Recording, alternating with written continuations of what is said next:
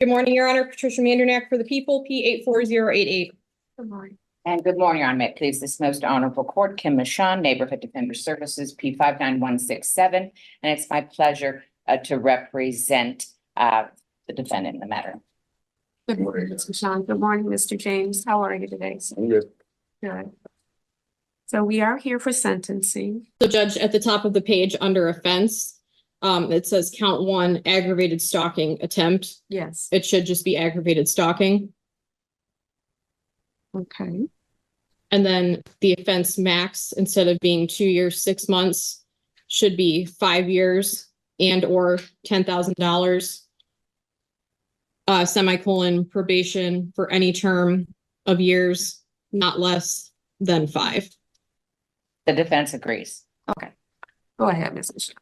Your Honor, the defense did have the opportunity to review the pre-sentence investigation report with my client. The corrections we have to make are a bit more substantive in that if the court reflects upon prior criminal adult history, 2 of 10, in essence, what Mr.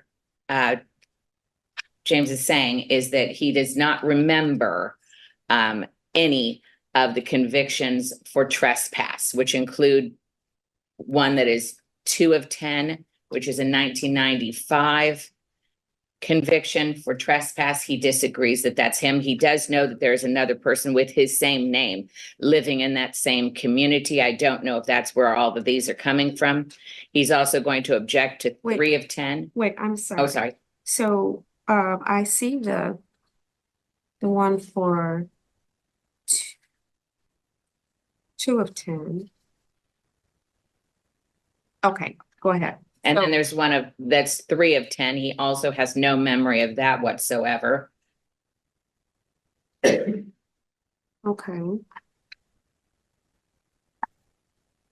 And then if you reflect down on 7 of 10, he also disagrees. He does not believe that is his conviction either. Mind you, they are quite a bit older and I don't think have any effect on the guidelines, but he would be objecting to those. Okay. All of the others, he agrees. And with that, Judge, there was an agreement with the people. We would ask that you adopt same. Mr. James is in treatment presently. His health, the court is well aware of, is deteriorating rapidly, quite frankly.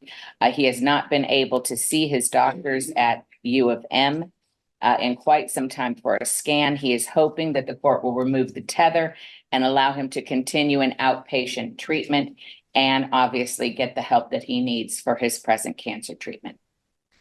Ms. Michon, are you saying that the tether has interfered with his treatment? I think, Judge, if the court, he's hoping that the court will not require him to continue with Salvation Army. He is hoping that the court, as that was not part of the agreement, it was part of bond, however, that we placed him there for treatment. He is continuing in that treatment. He would like it to change to outpatient treatment. As he understands, he still has a ways to go, but he's hoping if the complaining witness will allow him to return home. And obviously I cannot speak for her. He would like to live out the rest of his days with his wife. Okay, but I want to be clear about whether the tether is interfering with his treatment. I know he gets scanned. Is that correct, my friend? Yeah, they scan my whole body through. And in doing so, I would imagine that the tether would interfere with the scanning equipment, but that is just my best guess, Judge. Judge, I am not a doctor, obviously, but I do know from encountering this issue before that having a tether on can interfere. I believe it's specifically with MRI scans. Based on my conversations with complaining witness, I have no objection to removing the GPS tether. All right, thank you. I am familiar with the hindrance that an MRI presents, but I asked Ms. Michon because I definitely want Mr. James to get whatever treatment he is medically advised to receive, and we'll remove the tether, certainly. especially because Mrs. James is not opposed. And I also read that Mrs. James would like for Mr. James to return. Is that correct? That is my understanding, but again, I don't want to put words in anybody's mouth. Judge Miss James is here, and I believe she will cover that in her victim impact statement.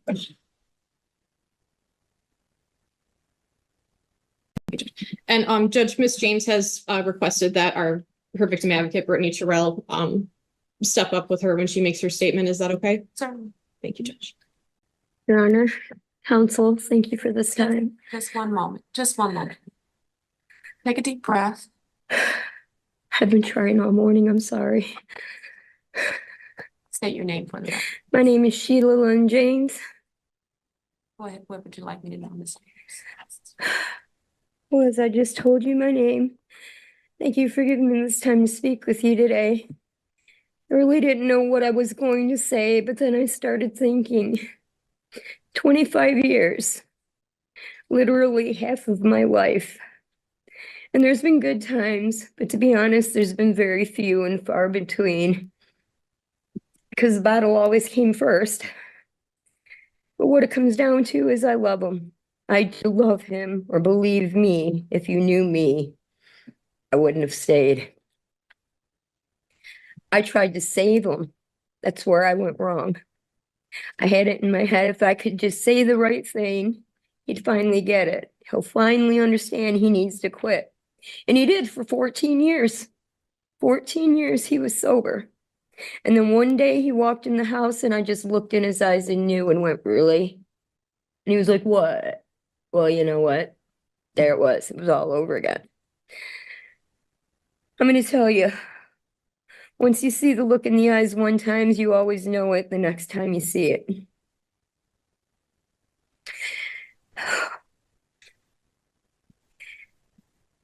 He doesn't have to say a word. I just have to look in his eyes. I did everything I could. But I finally realized what it comes down to is he's gonna want to save himself. Didn't matter how much or how bad I wanted it, he needed to want it. It's not gonna happen if he didn't want it. Well, unfortunately now, because of all the drinking, he has cancer, stage 4. But don't worry, we'll fix it. It's what the doctor said, put him through chemo, put him through radiation. It was all good for 3 months till we went back and they said, oh, sorry, Mr. James, it's back. But he said he couldn't do chemo and radiation again. I mean, honestly, come on, let's be real. It's stage 4, throat and lung. He only has 1.5 lungs and we just learned it's fed to his thyroid. Did they seriously think that they weren't going to get him to go through that? Well, now at this point, you don't want to go through it again. And I don't blame him. And his liver is fried. I've seen it on the scan with my own eyes. And his kidneys are shutting down. He walks around daily bleeding out of places where people shouldn't. I speak to staff and things get back to me, so I know. He's going to have 5 years hanging over his head. I honestly don't expect him to make it a year. Honestly, 6 months. It's taken me a long time to accept this because he is a very good man and a very hardworking man. A man who would do anything for you. And I'm not kidding. Even when I begged him not to, he's like, nope, gotta go help him. Be right back. 5 hours later, here he comes, I've had, I don't know, 5 months by myself alone. And honestly, at first I was scared. Every noise I heard, I wanted to shoot it. But didn't. But as time went on, I noticed something. I found myself. And I have been gone for a very, very long time. About 20 years. I realized I don't need a man in my life. I can take care of things, the house, the bills, everything I need to do one way or another, it gets done. I started slowly noticing that even though I do love him, I was thinking more about what I had to do and not what he was doing. I finally found me again.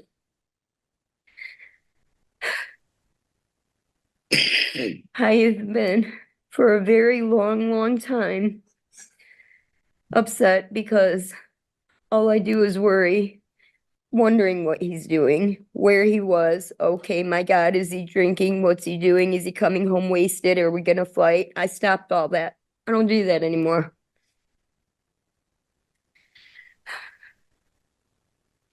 Honestly, I stopped caring, to be quite frankly with you. He's his own person and I'm me. And I promise, I mean that any wildcat you want to tangle with, they got nothing on me. He knows. With that said, as I mentioned earlier, he now has 5 years hanging over his head, and this sitting right over there, he knows if I even just see the look in his eye, I will call and violate him. That's not even a question. What I want with the time he has left is memories, ones that I want to remember, ones that mean something to me, ones that are not yelling and screaming and fighting and breaking things. I'm over it. I'm 50 years old.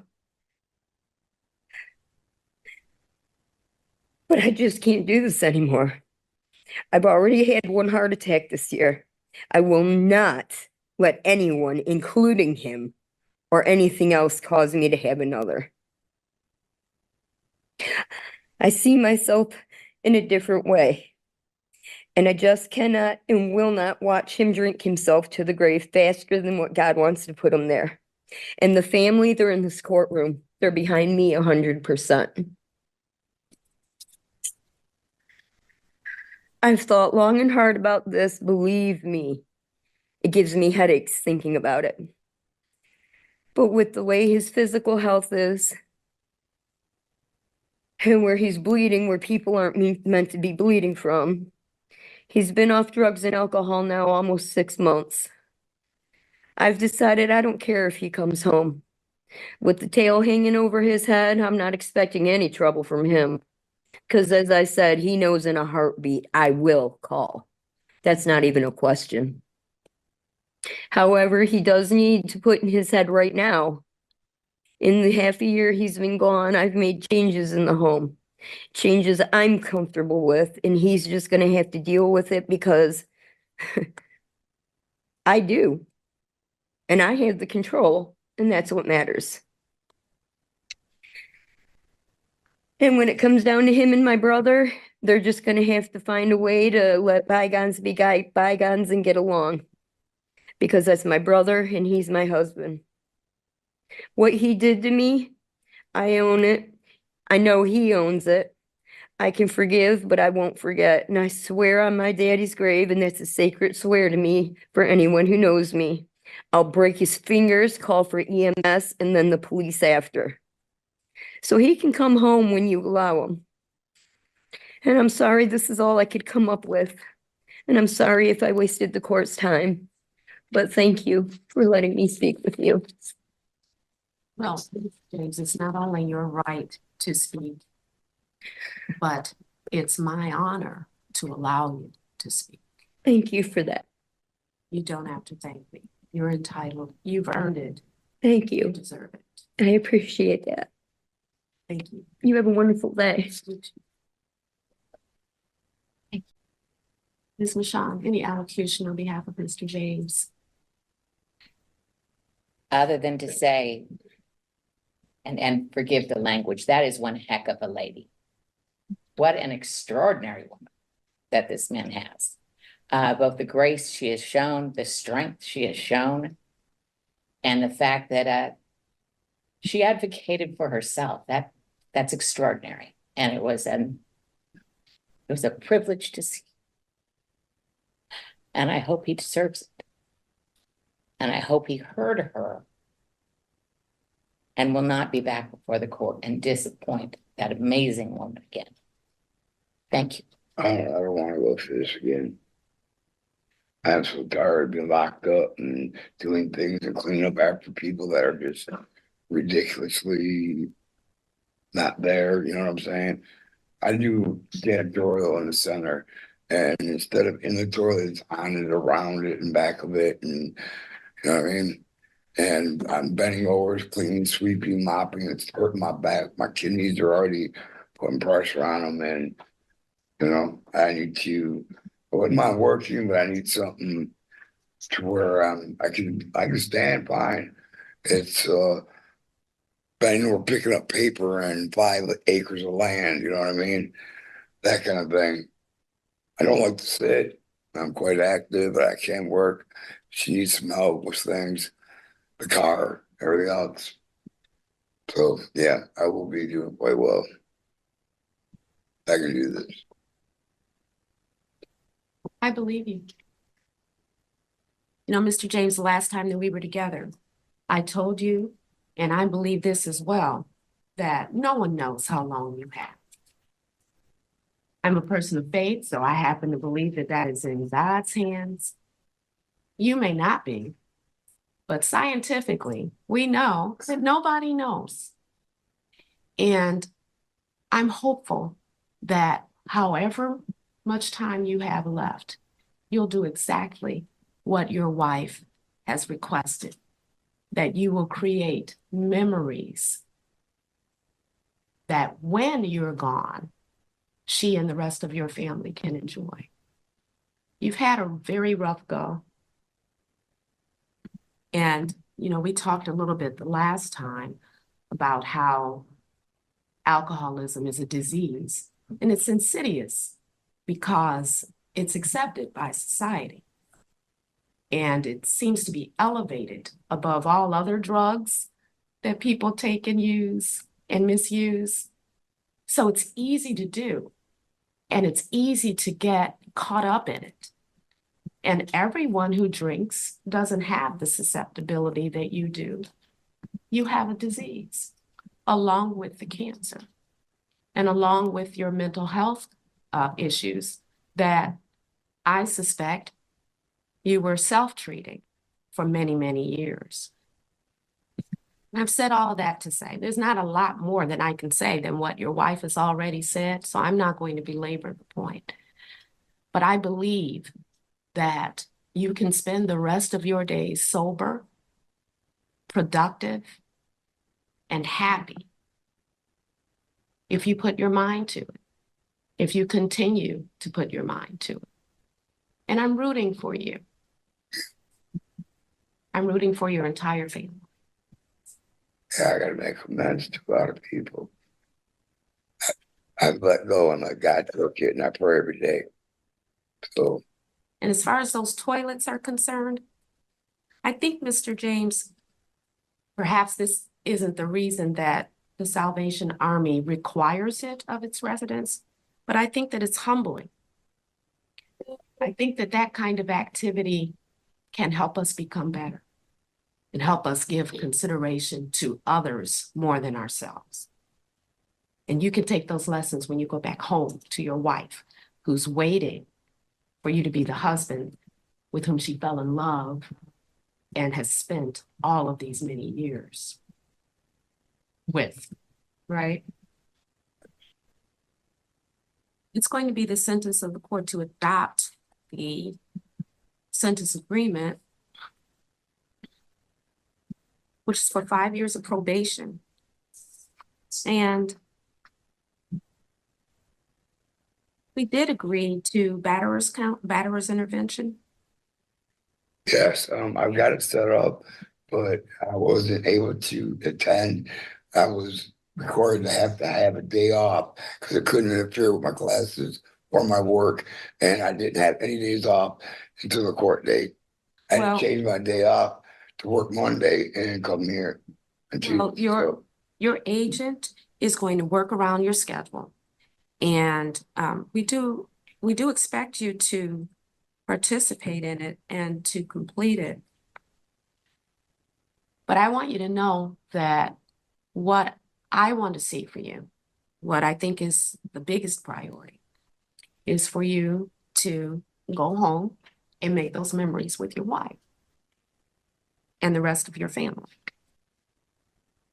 I hope you understand what I'm saying, Mr. Yes, Your Honor, I do. Thank you for allowing me to see my wife and my dogs. Mr. James, you're going to have 42 days from today's date if you disagree with the sentence, the conviction, or both. And I didn't do the costs and fees. So let me back up a moment. There's $130. You don't have to write this down. We'll have an order. There's $130 crime victims assessment. There's a $68 felony charge. Both of those, state felony charge, both of those are costs and fees that I have no discretion to modify. But the court costs of $1,300, I will waive. And I will also waive the $400 attorney's fee, because although I'm certain that you will agree that the representation that Ms. Mershon has given to you is worth far more than $400. That $400 doesn't go directly to the attorney. It goes to a fund to help provide other indigent defendants with counsel. And I'm going to make this non-reporting probation. So you won't have to check in with a probation agent every, however often it is. I think it's once monthly. Because I'm confident that your wife, who has found her voice and reacquainted herself with herself, will let me know if there's anything that I need to know. She didn't want to put me. So you know that she will let me know. And I'm counting on her doing that, but I don't think she'll need to. Now, you have 42 days from today's date to ask the Court of Appeals to review your conviction, your sentence, or both. And if you need the assistance of an attorney to do that, but you can't afford one, you need to let this court know within that 42 days, and I'll appoint an attorney to you for that purpose. Okay. Do you have any questions? I'm happy with that, but yeah, how long do I have to pay? I didn't hear you. How long do I have to pay the other two fines? Well, when you get it. Don't go in the poorhouse over it, though.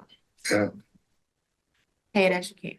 I got a guy that does landscaping, and he'll let me do odd things, jobs to help out, and so I can make a few bucks to help her and save up for my fines. So Well, she talked about your generosity. And so I'm not surprised that that's what you want to do. Thank you so much, Your Honor. Thank you. thank you. Thank you. We're off the record. I wish Thank you, you well, Mr. James, you and your family.